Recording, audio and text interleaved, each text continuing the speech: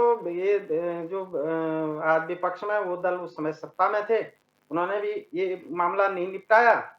और आजकल बीजेपी वाले भी, दोनों जगह बीजेपी की सरकार है, उत्तर प्रदेश में भी उत्तराखंड में भी, तो ये निपट जाना चाहिए। अगर नहीं निपटा है तो निश्चित रूप से ये चिंतन का विषय है, मोदी जी के सम्मुख भी रखा जाना चाहिए, भारतीय जनता पार्टी के लोगों को भी रखना चाहिए, इसमें कोई दो राय नहीं। रही प्रधानमंत्री बार बार क्यों आ रहे हैं, तो भाई ये सवाल जरा अपच है। प्रधानमंत्री जब भी आते हैं तो कुछ ना कुछ लाभ होता है। अब हो सकता है कि हमारे प्रतिपक्ष को डर हो कि प्रधानमंत्री का प्रभाव पड़ता है, वोट प्रभावित होते हैं, इस कारण वो उठा रहे हो सवाल। लेकिन सवाल यही है कि मनमोहन सिंह जी 10 साल तक प्रधानमंत्री रहे, ना चुनावी सभाओं में आए ना आए, पूरे 10 साल में एक बार उत्तराखंड आए। तो अगर प्रधानमंत्री बार बार आते हैं तो उत्तराखंड का ही भला होता है, कुछ ना कुछ दे के जाते हैं, कुछ ना कुछ योजना मिलती है अगर कोई प्रधानमंत्री आता है, तो इसमें प्रधानमंत्री आने का विरोध करने का बहुत औचित्य मुझे लगता नहीं। हाँ, प्रधानमंत्री के सम्मुख अगर राज्य की मांगे ना रखी जाएं तो वो चिंता का प्रश्न है। भारतीय जनता पार्टी वालों को भी रखनी चाहिए, विपक्ष को भी जाना चाहिए अपना मेमोरेंडम लेके, जी तुम्हारे कार्यकर्ता तो रख नहीं पाएंगे, हम रख रहे हैं, ये है मांग। तो उत्तर के प्रदेश और उत्तराखंड की संपत्तियों का जो जो बंटवारा है वो तो कम से कम 21 साल में निपट ही जाना चाहिए था। नहीं निपटा है तो दोनों पार्टियां जो एक दूसरे पे आरोप लगा रही हैं वो दोनों के दोनों जिम्मेदार हैं, दोनों बच नहीं सकते अपनी जिम्मेवारी से। गैरसैंण राजधानी का मुद्दा हम चाहते हैं कि भारतीय जनता पार्टी के कार्यकर्ता रखे ना रखे, लेकिन उत्तराखंड क्रांति दल 11 तारीख को प्रधानमंत्री को मिले और बोले कि ये गैरसैंण राजधानी की यहीं से घोषणा हो तो लाभ होगा उत्तराखंड को। दूसरा मैं एक चीज जरूर कहना चाह रहा हूँ, उत्तराखंड में जो हमारी अभी मतलब ये समझ लीजिए 60 साल में उत्तराखंड के सिर्फ 5% गांव सड़कों से जुड़े थे, लोग 26-26 किलोमीटर पैदल जाते थे। अब 40% गांव सड़कों से जुड़े हैं, आज भी 70% गांव हैं तो जो सड़कों से नहीं जुड़े हैं, तो वो जुड़ जाने चाहिए, चाहे वो प्रधानमंत्री सड़क योजना में जुड़े, चाहे मुख्यमंत्री सड़क योजना में जुड़े, चाहे ग्रामीण सड़क योजना में जुड़े, चाहे पीडब्ल्यूजी जुड़े, चाहे आरईएस जुड़े, चाहे जिला पंचायत से जुड़े, लेकिन गांव अवश्य जुड़े। एक एक हेमलेट नहीं छूटना चाहिए, क्योंकि लोग 4 चीजों के लिए उत्तराखंड से पलायन कर रहे हैं। पहला सवाल है रोजगार का, तो रोजगार के लिए पलायन कर रहे हैं तो उसके लिए भाई कोई दीर्घगामी योजना बननी चाहिए। एक तो जनसंख्या नियंत्रण कानून अवश्य आना चाहिए। दूसरा, जो बाहर से घुसपैठिए, खासकर भारतीय भी नहीं है, घुसपैठिए उत्तराखंड पे कब्जा करके बैठे हैं, दंगे और करते हैं यहाँ, इनको बाहर निकालने की कोई रीति नीति बननी चाहिए और उत्तराखंड के लोगों को रोजगार मिलना चाहिए जी। दूसरा यह है कि उत्तराखंड के जो युवा हैं उनको शिक्षा दीक्षा की उनकी समीक्षा होनी चाहिए। एमए कर लिया, एमए करके खाली बैठे हैं, तो भैया काहे को किया एमए, उस एमए का क्या लाभ हो रहा है? तो क्यों ना हम यहाँ पे ऐसी रोजगार परक शिक्षा दें जो हमें रोजगार से जोड़े। बाहर से कबाड़ी आ रहा है, बाहर से बढ़ई आ रहा है, बाहर से रेडी ठेली वाले आके लगा रहे हैं, तो हमारे युवा तो नहीं लगा रहे। तो थोड़ा सा जिम्मेवारी युवाओं को भी लेनी पड़ेगी कि जो रोजगार लोग महाराष्ट्र से, बिहार से, पश्चिम बंगाल से, बांग्लादेश से आके यहाँ पे कर रहे हैं जी, हम क्यों नहीं कर पा रहे हैं उन रोजगारों को? ठीक, हमने नाई का काम छोड़ दिया, बढ़ई का काम छोड़ दिया, कारपेंटर का काम छोड़ दिया, सब्जी का काम छोड़ दिया, तो बाहर के लोगों ने पकड़ लिए। लोहारी का काम छोड़ दिया, एक ढोल बाजा बजाते थे वो छोड़ दिया, उसकी जगह पे ये नजीबाबाद के कुछ लोग आके अब ये वो बजाने लग गए हैं। मतलब हम तो उसको कंटरी कहेंगे, जिसको हम लोग जो है बैंड बाजा कहते हैं, कंटर बजाने से भी परे है। ढोल का अपना एक धार्मिक महत्व था, वो बजाना चाहिए, हमारे युवाओं को पकड़ना चाहिए उसको। हमने अपने मांगल छोड़ दिए, जागर छोड़ दिए, तो युवाओं को भी जागरूक होना पड़ेगा। मेरा ये उदाहरण है, ये नहीं है कि युवा कुछ नहीं कर रहा है, मैं ये कह रहा हूँ युवाओं को भी अपने रोजगार छोड़ने नहीं है, पकड़ने हैं, बजाय कि वो दूसरे कर रहे हैं। ठीक है संदीप। और तीसरा ये है कि सरकार भी रोजगार की कोई नीति अवश्य बनाए। पूरे 8 जिलों में, मैं 2-3 बार कह चुका हूँ, 8 जिलों में आज भी एक इंडस्ट्री नहीं लगी।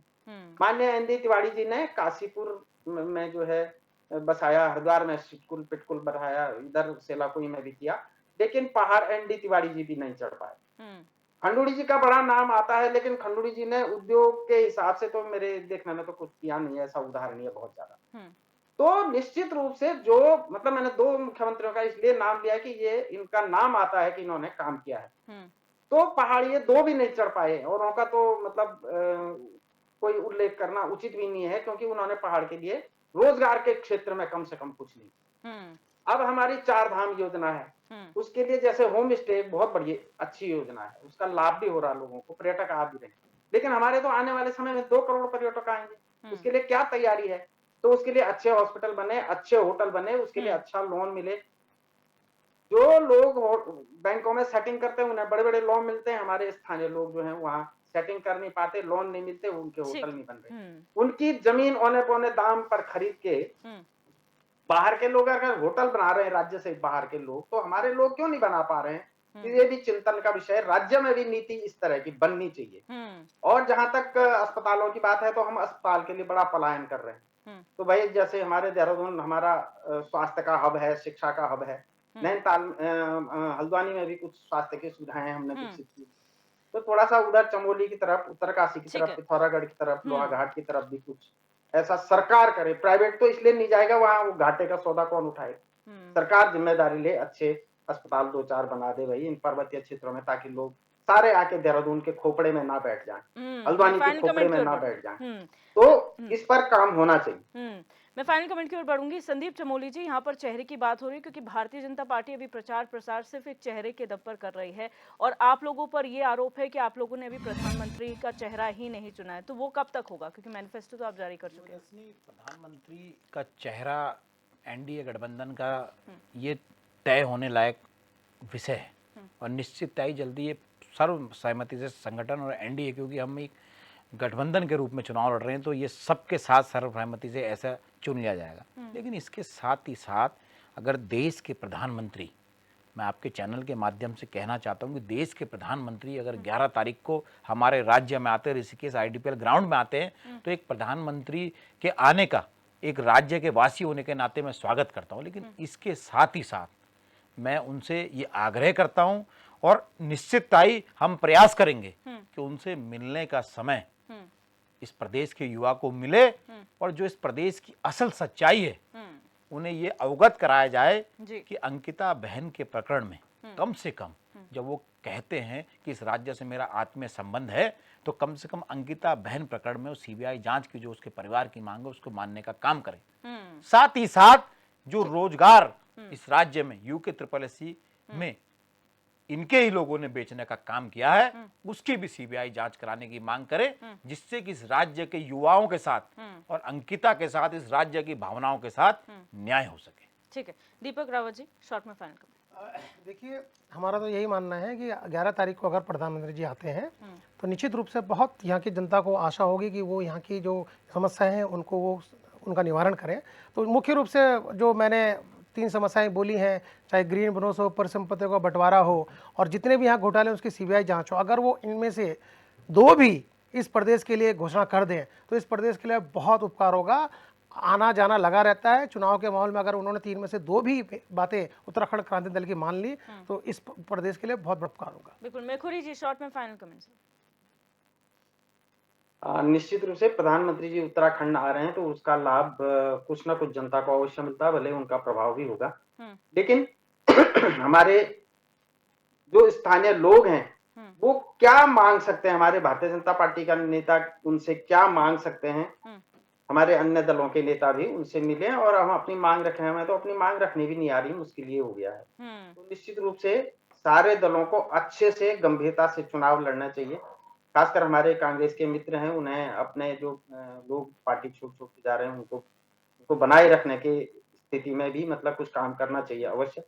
भारतीय जनता पार्टी को भी मतलब मेहनत की बहुत ज्यादा जरूरत है, जनता के बीच भी काम करने की जरूरत है। यूकेडी को अपनी क्षेत्रीय मांगे ज्यादा उठानी चाहिए, बजाय कि जो बड़े दल हैं उनकी आलोचना में हम अपनी एनर्जी नष्ट करें। बस यही कहना। बिल्कुल, नवीन पिरसाली जी, यहाँ पर बहुत सारे सजेशंस आपको मिले हैं 11 तारीख के लिए, क्या कहेंगे शॉर्ट में फाइनल?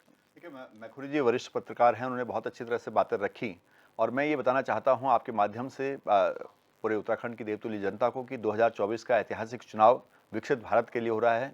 भारत विकसित होगा, उत्तराखंड भी विकसित होगा। उत्तराखंड का विकास निरंतर जारी है, हमारी सरकार लगातार काम कर रही है। माननीय मुख्यमंत्री धामी जी समय समय पर प्रधानमंत्री जी से मिलकर यहाँ के लिए बहुत सारी योजनाएं ला रहे हैं, उन योजनाओं पर काम हो रहा है और आप देखेंगे 2025 तक जो माननीय मुख्यमंत्री जी का लक्ष्य है, उत्तराखंड अग्रणी राज्य हो, उत्तराखंड राज्य अग्रणी बना के रहेंगे।